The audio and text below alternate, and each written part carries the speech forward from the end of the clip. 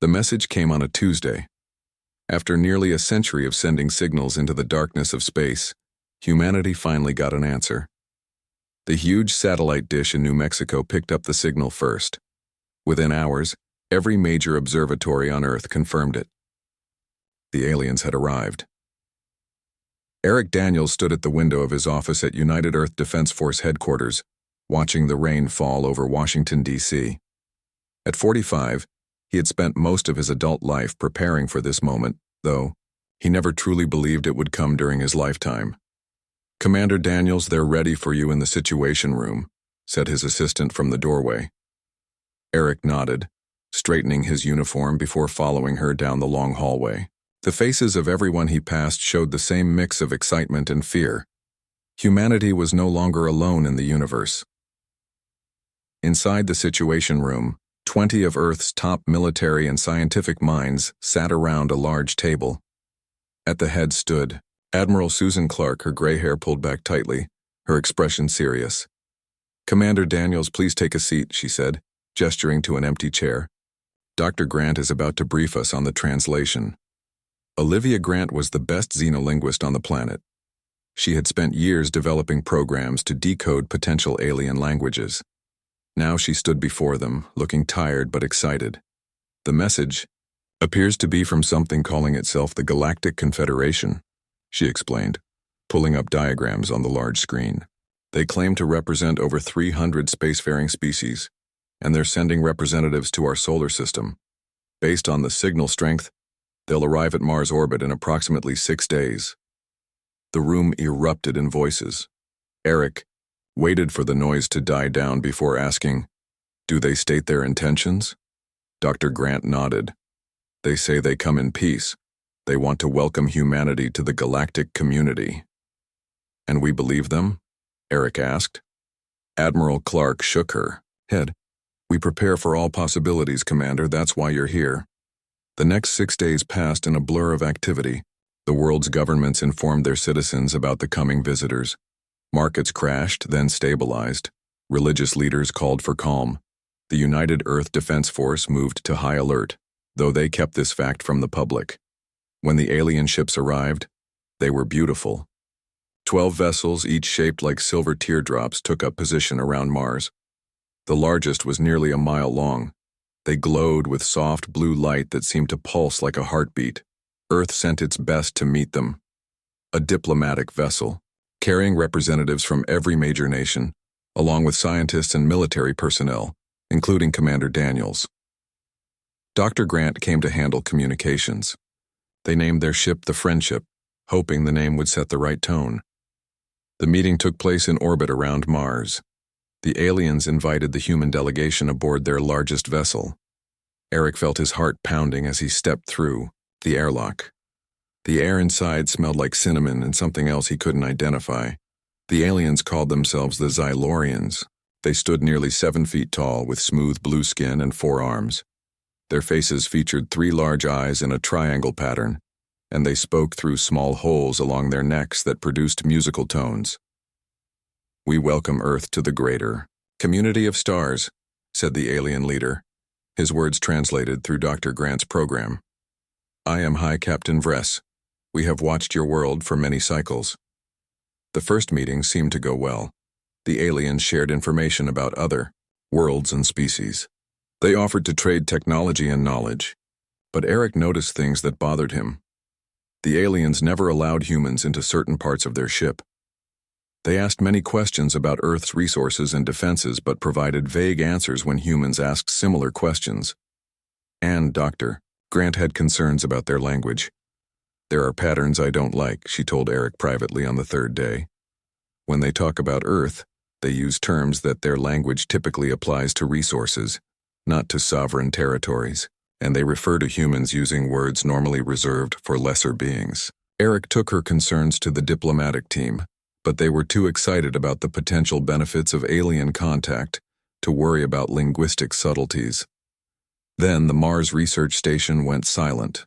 The small scientific outpost housed 30 researchers studying the red planet. When they missed their scheduled check-in, the Friendship sent a shuttle to investigate. Eric insisted on going himself, What they found chilled him to the bone. The station was empty. All personnel were gone. But the security cameras told the story. Small alien ships had landed near the facility. Creatures different from the Xylorians, shorter, with gray skin and 6 limbs, had entered the station. The humans had fought back, but their weapons seemed ineffective. The last image showed the researchers being loaded onto the alien vessels, along with all their equipment and samples. Eric returned to the friendship with the footage.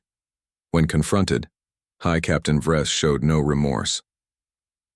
The Dorvac serve the Confederation, he explained calmly. They collect samples and resources. Your Mars outpost was selected for preliminary study. Those weren't samples. They were people, Eric shouted. You can't just take them. High Captain Vress tilted his head. Your species is primitive. You have potential as workers, but you must understand your place in the galactic order. The strong govern. The weak serve. This is the way of the universe. The human delegation was ordered to return to their ship while Earth's governments debated how to respond. But before they could reach any decision, the Galileo space station, a civilian research and tourism facility in Earth orbit with over 300 people aboard, exploded in a ball of fire. The Confederation didn't deny responsibility. Instead, they sent a message to every receiving station on Earth. This is your warning, High Captain Vress announced. The Galactic Confederation requires your world's resources. Your species will be preserved as a worker class if you cooperate. Resistance will result in extinction. You have 1 Earth day to surrender your governments to Confederation control. Emergency meetings were held in every capital. Panic spread across the planet. Some argued for immediate surrender. Others called for fighting back, despite the aliens' clearly superior technology. As the deadline approached, Eric was summoned to a facility beneath the Rocky Mountains that few knew existed. There, Admiral Clark met him with an unexpected smile.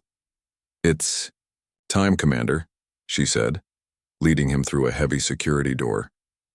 Beyond it was an enormous cavern housing a sleek black spaceship unlike anything Eric had ever seen in Earth's public space program. What is this? He asked, staring at the vessel. This, Commander Daniels, is humanity's real face, Admiral Clark replied. The Confederation thinks we're defenseless. They have no idea what we've been hiding all these years. She handed him a secure tablet showing similar hidden facilities around the world, each housing advanced technologies and weapons that had been kept secret from the public and from alien observers for decades. The Xylorians and their Confederation made a serious mistake, Admiral Clark said. They assumed our public space program represented the limits of our capability. They never considered that a species as paranoid and war-prone as humanity would have a plan for this exact scenario. Eric looked at the ship again, understanding dawning on him. So when they demand our surrender tomorrow, Admiral Clark's smile turned grim.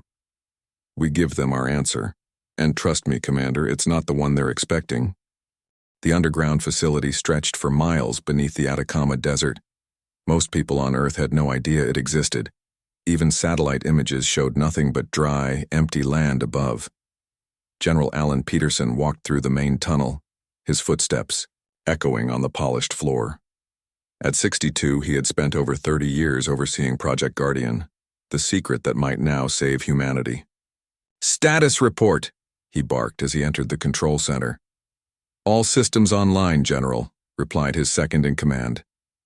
The fleet is ready. We're just waiting for the order. On the main screen, they could see the alien ships now positioning themselves around Earth. 12 massive vessels, their weapons aimed at major cities across the planet. The countdown timer showed 3 hours until the Confederation's deadline for surrender. Meanwhile, 200 million miles away, Captain Natalie Russo floated in zero gravity inside the bridge of the UES Defiant. The ship was hidden in the shadow of Jupiter, invisible to the alien sensors. Alongside it were 30 other warships, Earth's real space fleet. How's everyone doing? Natalie asked, looking around at her crew. Ready to show these aliens who they're messing with, replied her pilot, a young man named Joe Keller. Natalie nodded. The Defiant was Earth's most advanced warship, equipped with technology that the public didn't know existed. For almost 100 years, Earth's nations had maintained a careful facade. The space program the world saw, with its clunky rockets and basic satellites, was just for show. Behind the scenes, scientists had made breakthroughs they kept hidden, preparing for the day aliens might come. That day had arrived. Dr. William Ortiz floated into the bridge, a tablet in his hand. At 35, he was the youngest head scientist ever appointed to the secret fleet, known for his work on quantum weapons systems. "Final checks are complete, Captain," he said. "The Q cannons are ready.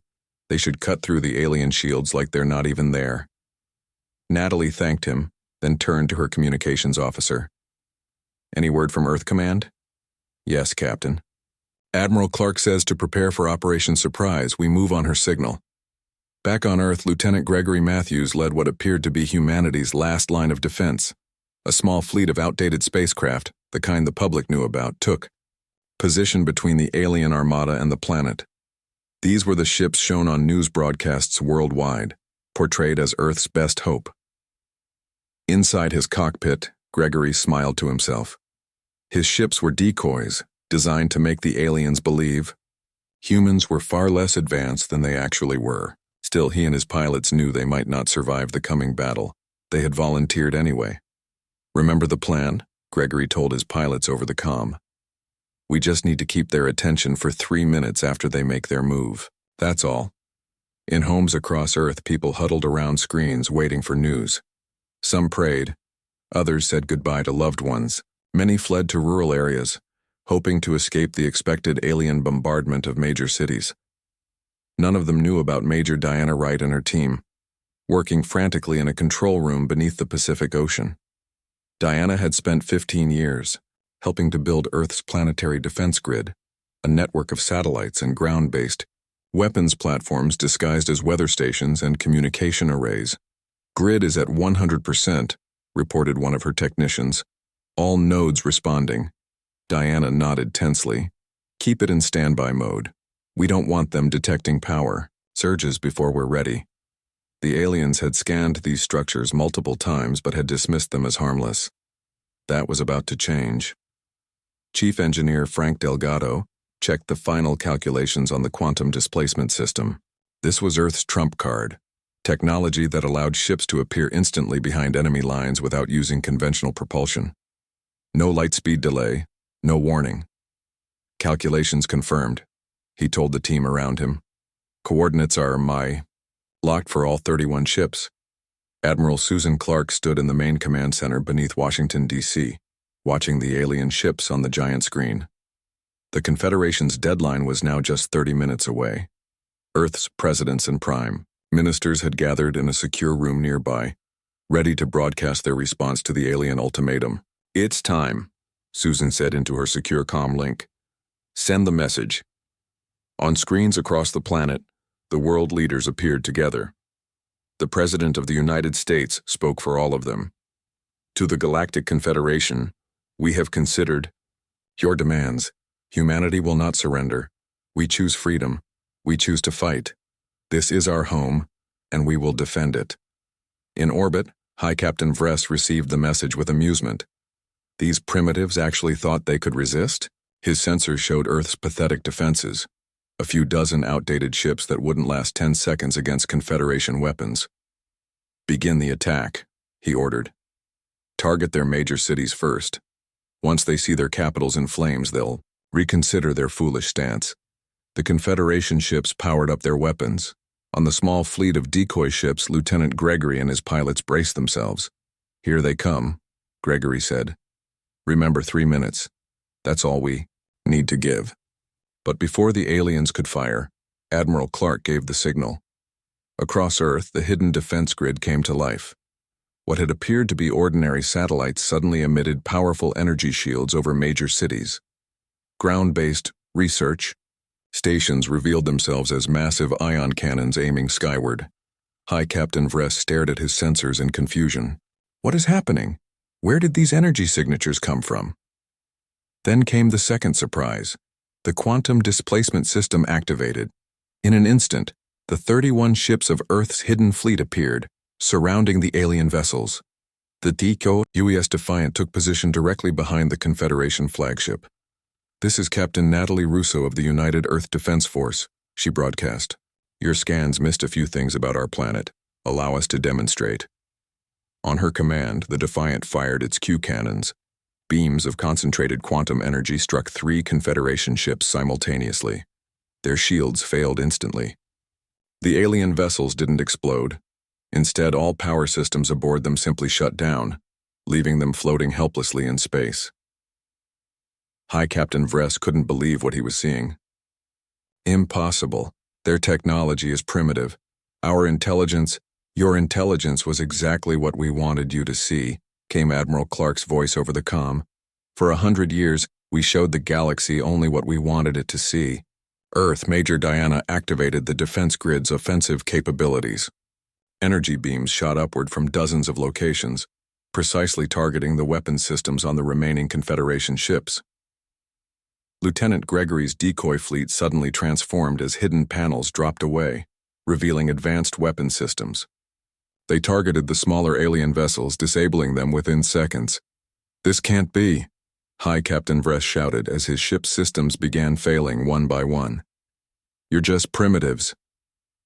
Back in the underground facility, General Peterson watched, with satisfaction. "Humanity has been preparing for this day for generations," he said to his officers. "We hoped for peace, but we prepared for war." From his station on the Defiant, Dr. Ortiz monitored the effects of the quantum weapons. "The alien shields can't handle the quantum frequency shifts," he reported. "Their technology has no defense against it." Within 15 minutes, the entire Confederation fleet had been neutralized. Not destroyed. Earth wanted prisoners, not a massacre, but completely disabled. Captain Natalie Russo looked out at the floating alien ships from her bridge window.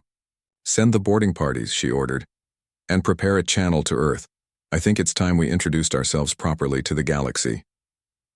Frank Delgado smiled as he watched the battle's outcome on his screens.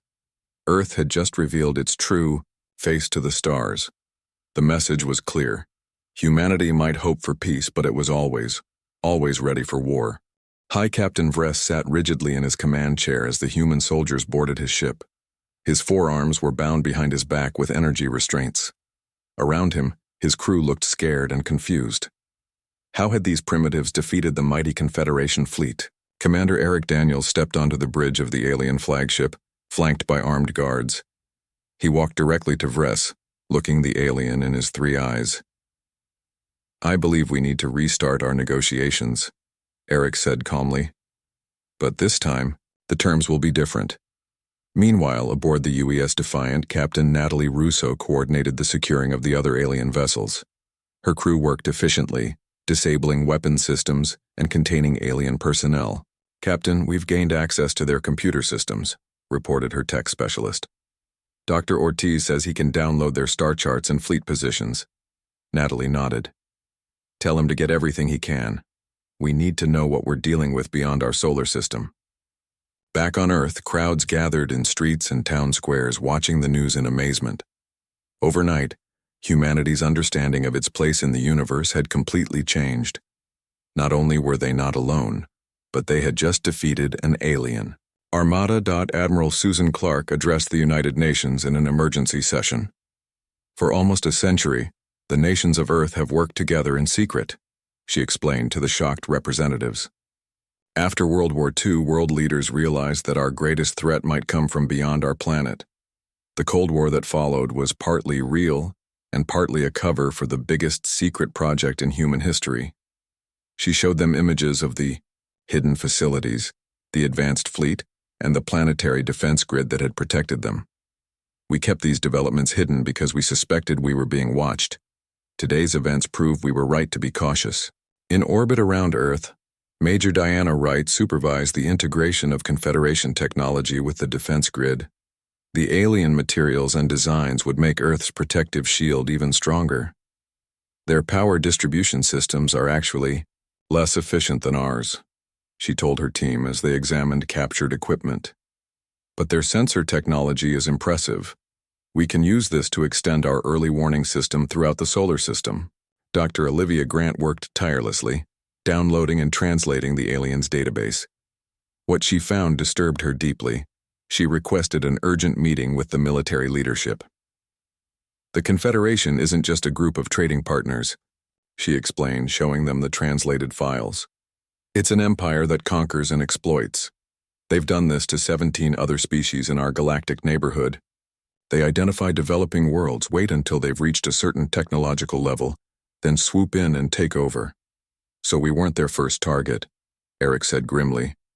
No, and they have a much larger fleet than what we've seen. This was just a small task force sent to claim an easy world.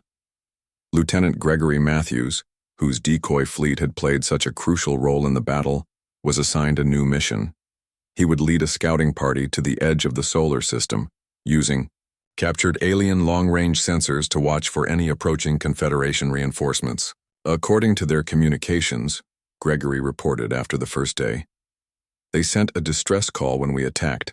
We can expect a response fleet in approximately 2 weeks. 2 weeks wasn't much time, but humanity had been preparing for this moment for generations. Now they would take the fight to the enemy. General Alan Peterson presented the plan to Earth's unified military command. We have the element of surprise, he explained. The Confederation believes we're defeated. They're sending ships to investigate why their task force went silent. When they arrive, we'll be waiting with a surprise. The plan was daring. Instead of just defending Earth, they would capture the reinforcement fleet and use those ships to strike at the heart of the Confederation. Chief Engineer Frank Delgado worked around the clock to modify the quantum displacement system for the mission. We can't just appear in the middle of their home territory, he explained to Captain Russo, whose ship would lead the attack. They'll have detection systems we don't know about. Instead, we'll use their own ships as cover. The plan took shape. Earth would ambush the reinforcement fleet, then use captured Confederation ships to infiltrate their headquarters. But they needed information that only one person could provide. Commander Eric returned to the cell where High Captain Vress was being held.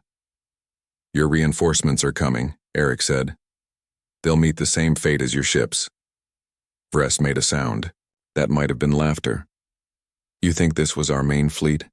The ships coming will darken your skies. They'll burn your cities to ash. How many ships? Eric asked calmly. 50 dreadnoughts, 10,000 troops. Your little tricks won't work twice. Eric smiled. That's exactly what we wanted to know. Thank you. He left the confused alien and contacted Admiral Clark. He took the bait. There won't be 50 ships. Based on Dr. Grant's translations of their protocols, they'll send 5 ships at most for a follow-up. Vress was trying to scare us. The trap was set. For the next 2 weeks, Earth prepared. The captured alien ships were studied and modified. Human crews learned to operate Confederation technology. The planetary defense grid was strengthened. When the alien reinforcements arrived at the edge of the solar system, they found nothing unusual. Their scans showed the task force's ships in Earth orbit, apparently in control. They moved closer, expecting to rendezvous with their comrades. That's when Earth sprung its trap. The defense grid extended outward, surrounding the incoming ships with energy fields that disrupted their engines. At the same time, the supposedly captured Confederation vessels, now controlled by humans, opened fire with precision strikes. From the shadow of Mars, the UES Defiant and 5 other human warships appeared, using the quantum displacement system. They targeted the aliens' weapons and propulsion systems with Dr. Ortiz's advanced quantum cannons. They're trying to send another distress signal, reported Natalie's communications officer. Let them, she replied. I want the entire Confederation to know what happened here. Within minutes, the reinforcement fleet was disabled. Not a single human life was lost in the engagement. Earth now had 5 more alien ships to add to their growing fleet. Dr. Olivia Grant prepared a special message, which was broadcast to the captured aliens and transmitted on all Confederation frequencies. People of the Galactic Confederation. This is humanity speaking. You came to our world uninvited. You threatened our people. You demanded our surrender. This was a mistake. We have now defeated 2 of your fleets. We have captured your ships and your soldiers. We have accessed your technology and your databases. She paused, letting the words sink in.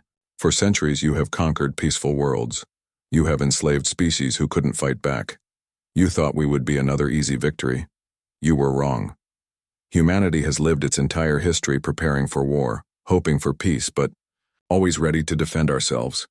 The transmission showed images of the disabled alien ships now under human control. This is humanity's warning to the galaxy. We come in peace. We offer friendship to those who treat us with respect, but we are armed, we are ready, and we will never surrender. The choice is yours. As the message went out across the stars, Commander Eric Daniels met with Admiral Clark to discuss the next phase. We can't just wait for them to respond, he said. We need to take the fight to them. Susan nodded.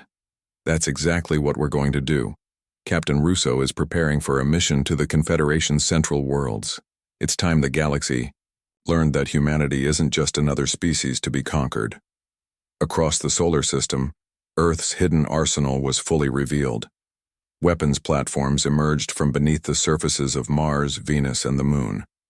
The shipyards of Titan began, producing more advanced vessels. Humanity was no longer hiding its true capabilities. The counterattack was just beginning. The UES Defiant moved silently through the darkness of space. Captain Natalie Russo stood on the bridge, looking at the strange stars around her. They were far from home now, in a region of space no human had ever visited before. Status report, she said to her crew. All systems normal, Captain, replied Joe Keller from the pilot station. The captured Confederation ships are maintaining formation behind us. Natalie nodded. Their small fleet consisted of the Defiant and 7 Confederation vessels now controlled by human crews. Their mission was bold: travel to the heart of the Confederation and force a permanent peace. Dr. William Ortiz floated onto the bridge, excitement clear on his face. Captain, I've made a breakthrough with their communication technology. We can now tap into the Confederation's network without being detected. This was crucial to their plan. By listening to enemy communications, they could navigate safely through Confederation space. What they heard surprised them. They're in chaos, reported the communications officer. Many worlds in their empire are rebelling after hearing our message. They've never faced a serious military defeat before. Meanwhile, back on Earth, Commander Eric Daniels prepared for his own mission. He would lead a diplomatic team to meet with representatives from some of these rebelling worlds. Dr. Olivia Grant had identified 17 species that had been conquered by the Confederation over the past century. These people have been waiting for someone to stand up to their oppressors, Olivia explained as their ship left Earth's orbit. Our victory has given them hope. Their first meeting was with the Tellarites, a species of inventive engineers whose world had been conquered 30 years earlier. Their leader, a female named Shawl, greeted the humans with cautious optimism. We watched the recordings of your battle, she told Eric. For generations, we believed the Confederation was invincible. You have shown us otherwise. We want to form an alliance, Eric explained. Not an empire like the Confederation, but a partnership of equals, each world governing itself, but all standing together against threats. Back at Earth, General Alan Peterson oversaw the strengthening of the solar system's defenses. The captured alien technology was being integrated into the planetary defense grid. Major Diana Wright led the engineering teams. Their shield generators are quite advanced, she noted as they installed new systems around the moon. But their weapons are actually less efficient than ours. They relied on overwhelming force rather than precision. In the command center beneath, Washington Admiral Susan Clark met with Earth's leaders to discuss the future. We can't go back to the way things were, she told them. Humanity is now known to the galaxy. We need to decide what kind of interstellar neighbors we want to be. The decision was unanimous. Earth would stand for freedom and cooperation, but would maintain its military strength as a deterrent against any future threats. Lieutenant Gregory Matthews and his team established outposts throughout the solar system, creating an early warning network that could detect approaching ships light years away. If anyone comes looking for trouble, he told his team at the new Jupiter base, we'll know they're coming long before they arrive. Deep in Confederation space, Captain Russo's fleet approached the central world of the alien empire. Called Magna, Prime. It was a massive planet surrounded by orbital structures and defensive platforms. Hundreds of ships moved around it like bees around a hive. "They haven't detected us yet," Joe reported. "The captured identification codes are working. Using the Confederation's own recognition signals, the human fleet moved closer to the planet. Then at Natalie's command, they revealed themselves. The Defiant dropped its disguise, its advanced weapons powering up. The 7 captured ships positioned themselves strategically around key defensive platforms. Attention Confederation High. Command," Natalie broadcast on all frequencies. "This is Captain Natalie Russo of Earth. We have penetrated to the heart of your empire. We have captured your ships. We have breached your defenses. We now sit in orbit around your homeworld." The response was immediate. Alarms sounded across the Confederation fleet. Dozens of warships turned to face the intruders. "You are outnumbered," came the reply from the planet. "Surrender now," Natalie smiled. "Look more carefully at your defensive platforms." During the confusion, Dr. Ortiz had uploaded a special program to the Confederation's defense network. Now, at his signal, the orbital weapons platforms turned their guns away from the human ships and toward the Confederation fleet instead. "We control your defenses," Natalie continued. "We could destroy your fleet and bombard your world. But unlike you, we don't wage war on civilian populations. We're here to negotiate." The supreme leader of the Confederation, an ancient Xylorian named Grand Sovereign Zex, had no choice but to agree to talks. For the first time in their history, the Confederation faced an enemy who had outmaneuvered them completely. As the negotiations began, Commander Eric Daniels arrived with representatives from 12 formerly subjugated worlds. The Confederation leaders were shocked to see their former servants arriving as equals at the table. "The old order is over," Eric told them firmly. "You have 2 choices. Work with us to create a new, fair alliance of worlds, or face a coalition that will dismantle your empire piece by piece." Across the galaxy, the news spread quickly. The seemingly invincible Confederation had been defeated by a species from a small blue planet in an unremarkable solar system. More importantly, this new species offered something different from conquest. They offered partnership. Back on the Defiant, Captain Russo received the final terms of the agreement. The Confederation would release all subjugated worlds. A new galactic council would be formed, with each world having an equal vote. And Earth would share its defensive technology with formerly oppressed planets to ensure they could protect themselves in the future. "It's a new beginning," Natalie told her crew, "for all of us." 6 months later, representatives from over 50 worlds gathered on Earth for the first meeting of the Galactic Council. The meeting was held in the newly constructed Unity Hall in Geneva, a building that combined architectural styles from across human cultures. Admiral Susan Clark, now serving as Earth's representative to the Council, opened the historic session. "A year ago, humanity believed it was alone in the universe," she said, looking around at the diverse alien faces. "Today we stand together with new friends and allies. We've all learned important lessons." High Captain Vress, now serving as a much humbled representative of the reformed Confederation worlds, spoke next. "My people believed strength came from domination," he admitted. "Humans have shown us that true strength comes from cooperation. We have much to learn from each other." Dr. Olivia Grant had developed a universal translation system that allowed all species to communicate easily. Major Diana Wright had helped many worlds establish their own defense systems. Lieutenant Gregory Matthews now commanded the Galactic Council's peacekeeping fleet. In orbit above Earth, Commander Eric Daniels stood with Captain Natalie Russo on the observation deck of the new Galactic Council headquarters station. "Do you think it will last?" Natalie asked, looking out at the stars. Eric considered the question. "Peace is never guaranteed. There will always be challenges.